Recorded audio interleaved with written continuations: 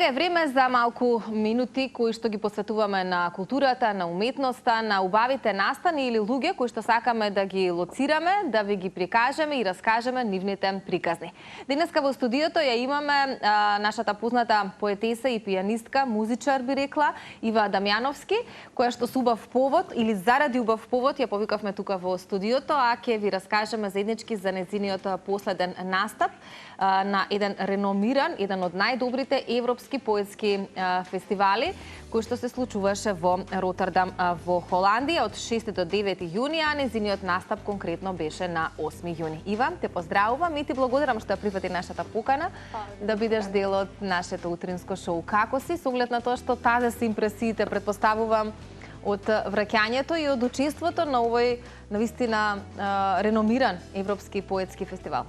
Добра сум. И настапот беше многу убав, фестивалот беше одличен.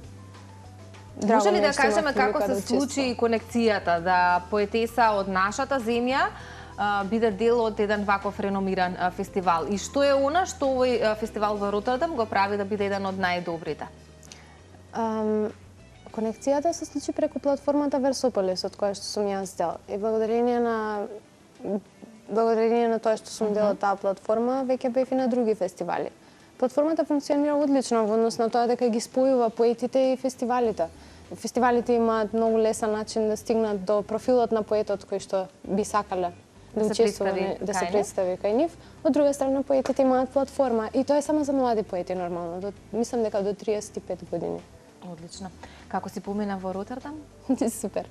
Да? Да, немав многу прилика да го видам градот, иако прошетав малку, ама што се однесува до самиот фестивал беше многу убаво. Беше одлично организиран и беше имаше убава публика.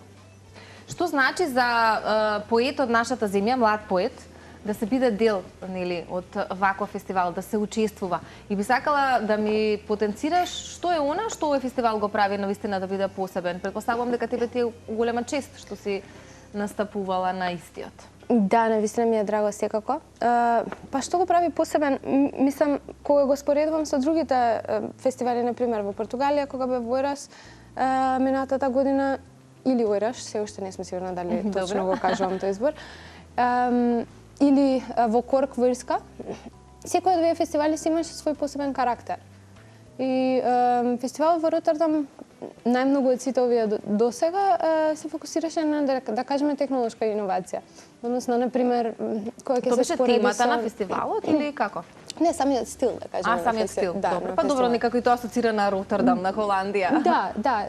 Мислам, интересно е дека секој од овие фестивали што ги спомнав, например, имаш секој од нив свој карактер баш складен со традицијата и поетската традиција на таа земја и така натаму. Во Португалија беше фокусирано се околу музиката. Во Ирска, пак, од друга страна, делуваше како, да кажеме, некој како времеплов беше за мене, например, како да се вратиме назад на британската ирската сцена поетска од, да кажеме, не знам, од пред 50-60 години. И секој од нив си имаше своја убавина. И во Ротердам, да кажеме, дека ете тоа ми го остави најголемиот впечаток или најсилниот впечаток. Што се представива на фестивалот? Колку минути беше твоето шоу или твојот настап? Секој од поетите учесници кои што беа хедлайнери има своја главно представување по половина час, како и јас. И тука требаше да прочитаме целата наша селекција и можевме да разговараме за неа, да зборуваме она што има со публиката или со публиката, одреден модератор? И со модераторката на крај, која што поставуваше одредени прашања. Што беше твојата селекција во поглед на поезијата? Па, претежно... Дали беше тоа на англиски или на македонски јазик? На македонски. Како практикуваш да ја пренесуваш поезијата, бидејќи сепак се работи за странска публика? Секако.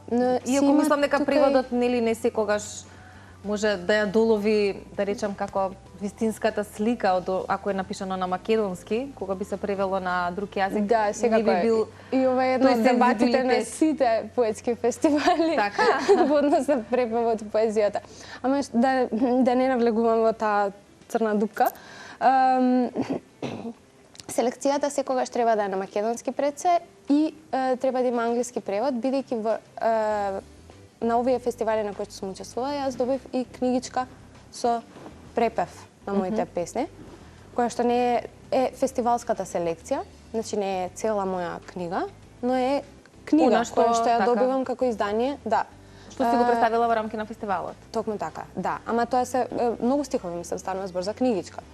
И треба да се испратат на македонски јазик, се испраќаат и на англиски јазик, мојот преведувач кој е Зоран Анчевски, голема благодарност за него. И еден локален... Како звучи твојата поезија на англиски јазик? Кога ги преведува Анчевски, да. Кога е Зоран во прашање, да? Да. Како реагираше публиката, ете? Затоа што со помош на тој препев тие имале можност, нели, да разберат зашто ти зборуваш или им многу ми е драго да кажам дека многу убаво реагира и дека навистина мислам се почувствував дека остварив некоја комуникација со нив и дека остварив конекција и дека им се допадна и концептот и да кажеме содржината на А зашто беше твојата содржина конкретно? Зашто им зборуваше? Па се обидов да кажеме и да го доловам, еве, зашто зборував, мислам на страна од песните кои што ги прочитав, зборував за самиот концепт на мојата трета книга, кој што е малце експериментален и чуден, односно јас пишувам на повеќе јазици во исто време. Да кажеме во некој повеќе јазици па 5 има во книгата, да. Кои? Англиски, македонски? Англиски, македонски, италијански, германски, има српски и француска една песна, кој што е француски. Тоа значи дека сите овие јазици добро ги говориш? Да, освен францускиот, каде што сум се уште сепак не климава да кажеме. Ама можев да пишувам на тој јазик и станува збор за јазичен експеримент, каде што јас пишувам симултано на македонски и на еден друг јазик. И тука има јазични игри кои што може да се отклучат само преку препев и постојано се пишува испреплетано. Беше многу тешко да се напишам, беше многу интересно и се обидов да направам, да кажеме, еден стейтмент, да кажеме еден став да искажам дека поезијата нели вообичаено губи во препев, како што да, сега коментиравме. Ама јас сакав да добие во препев. Да биде обратно. Да биде обратно, да добие во препев. И дури на некој начин, ако сакате да ги заинтересира луѓето кои што се од овие големи јазични подрачја за македонскиот јазик, каде е таа загадка која што ја пропуштаат? Можеби некој ќе отиде и ќе се обиде да препее дел од песната само заради тоа што сака да открие што е тоа што сум го сокрила. Да. И што мислам дека може да биде важно за нашиот јазик. За овој комплициран начин на творење? Па не знам, беше посебен предизвик, да. Така, собирав хомоними. Си читала вакви поетски книги? Не. Не? Не. Само ми беше интересно да собирам хомоними и колку е тој поетски концепт. Ако, например, зборот лаги, хомоними се зборови кои што звучат исто, ама значат различно. Различно значење има, да. Ама меѓујазични хомоними. Како, например, зборот лаги. Лаги зборот на македонски значи лаги, нели очигледно, ама на италијански значи езера. И може да биде поетски начин да се поврзат овие два концепти. Се почна уствари со мојата песна за мирот на барем три јазика, каде што мирот, зборот мир сватев колку е многу интересен. Кај нас значи мир, на руски значи свет, а на албански значи добро. И многу ми се допаѓаше таа, да кажеме, тријада. И колку поезија содржи самиот збор во себе, а не па да го ставам во како не стихови. Убав момент вака кога не тираш и ние подлабоко некако да размислуваме во за целиот овој момент. Велиш третата книга, таа е веќе издадена или работиш? Не, веќе е издадена. Веќе издадена и целата е во овој не цела, да кажеме 60%. Концепт кој што го опиша? Не, повеќето е. Повеќето се. Да, ама не е целата. Останатите песни се на македонски. Ива, што учиш како еден млад поет од настапот на сите овие фестивали, бидејќи го споменавме оној во Португалија, во Ирска, чинам ми спомена. Значи тоа се интернационални сцени каде што имаш можност нели да се запознаеш со многу други луѓе кои што со кои што на некој начин делумно делите иста животна приказна, работејќи и пишувајќи поезија. Верувам дека контактите се едни од најважните работи во животот, затоа што нели никогаш не знаеме каде животниот правец ќе не однесе. Па и убаво е да имаме контакти. Како ги доживуваш ти?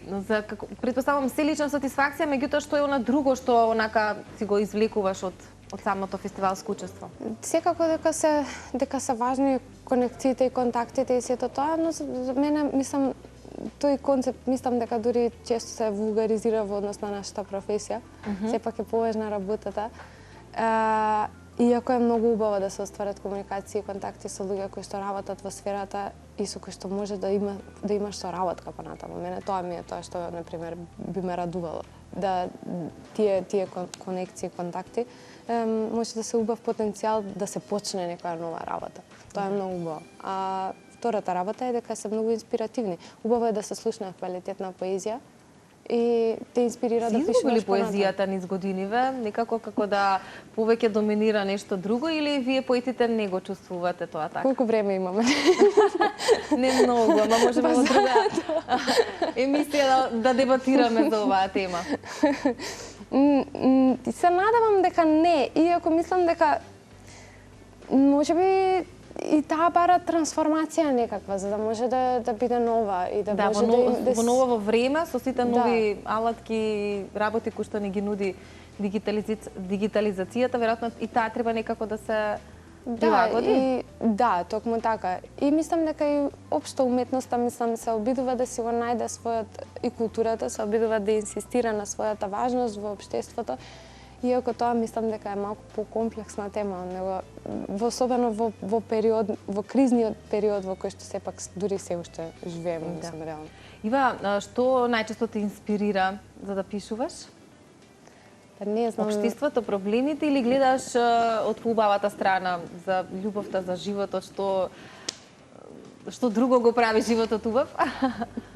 Сериозно, што ти е Имаше едно од прашањата во поетската дебата, беше тоа, дали поетите треба да се фокусираат само на јазично истражување на своите емоции или треба да има и social commentary, така беше формулирано, односно дали треба да има и коментар на општеството. И морам да кажам дека мислам дека треба да ги има двете.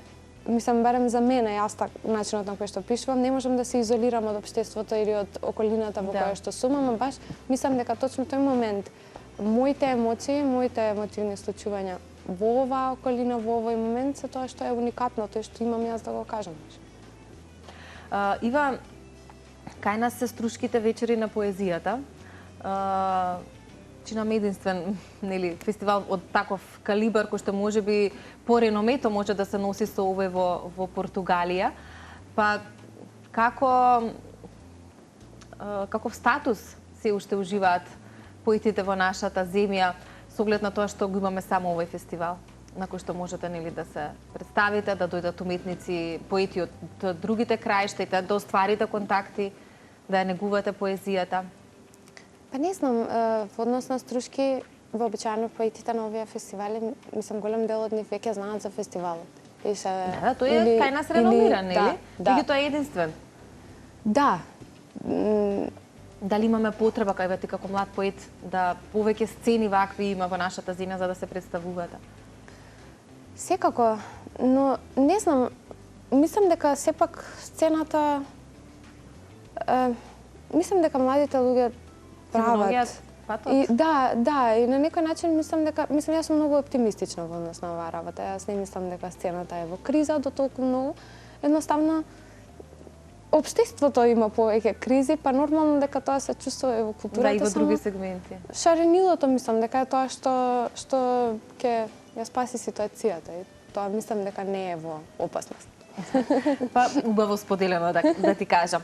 Пред самиот крај би сакала на некој начин да им споменеме на гледачите дека претпоставувам помладата генерација која што прати алтернативна сцена кај нас во земјата, сигурно слушнале за бендот Алембик. Тоа сте ти и Виктор Танасковски, така беше? Колку тамо Ива е ова Ива, поетесата, во кога настапуваш под името или брендот Алембик?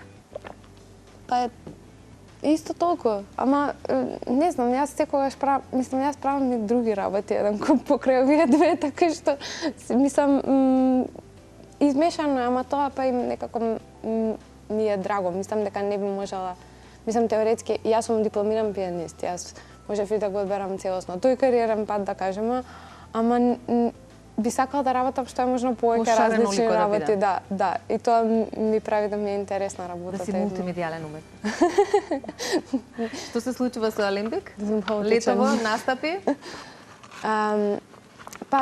Со Алимбик, мислам, настапувавме минатиот викенд или како му дојде? Не овој викенд, предминатиот викенд. Имавме баш убав викенд како бенд, односно во петокот настапувавме во лабораториум на промоцијата на списанието Спознавање, кое што го издаваат млади луѓе. И следниот ден настапувавме на Комшилок, што исто беше фестивал организиран Тоа беше од едно млади луѓе. прекрасно нешто. Да, беше одлично. Во Железара, да. Да. И двата настани беа одлични и многу ни беше драго за двата настапи. Следниот викенд најверојатно ќе свириме во Прилеп, повторно на фестивал кој што го организираат млади луѓе, ќе биде заедно со скейт Тоа програма. е, предпоставувам, комплимент повеќе или поголем, дека млади луѓе ве лоцираат и ве слушаат и растат со музиката која што ја создавате. Па нас ни е драго, иако можеби понекогаш тие фестивали да кажеме дека имаат помали финансиски услови и сето тоа. Финансискиот аспект е друга Ама приказна. трудот и ентузијазмот и сепак секако ни е драго да бидеме дел од тие програми. Нешто исто такво. Да. Ива, ви посакувам и како Алимбик и тебе лично, значи убаво лето, убава и успешна година. Предпоставувам дека бројни работи ќе бидат во твојот фокус. Со оглед на тоа што спомена дека различни работи те интересираат, верувам дека нема да биде досадно ова лето или следниот период. Забележав дека имаш убавки со велосипеди. Да. Така, велосипеди се, ако не погрешиш. Колку често си на велосипед и дали сакаш така да се движиш на две тркала? Никогаш не знам да возам. А јас ќе мислам, ќе ми речеш, никогаш не се движам на велосипед. Да, Сигурно? не знам да возам, никогаш не научив. Многу ми е жал и многу ми е срам. Која И го кажам се на контрадикторност? телевизија. Сега му... Ама да, не Едно од работите која што треба да ја научиш. Тоа е вистина, апсолутно вистина, само страф ми е да бидам искрена. Не знам. Немам. Ќе се разбијат и тие Ми треба стравови. повеќе рамнотежа. Лесно е, верувај ми. Ти благодарам многу и за убавиот разговор и за убавата енергија и драго ми е што денеска на гледачите им ја доловивме твојата уметничка приказна, би рекла. Па, многу.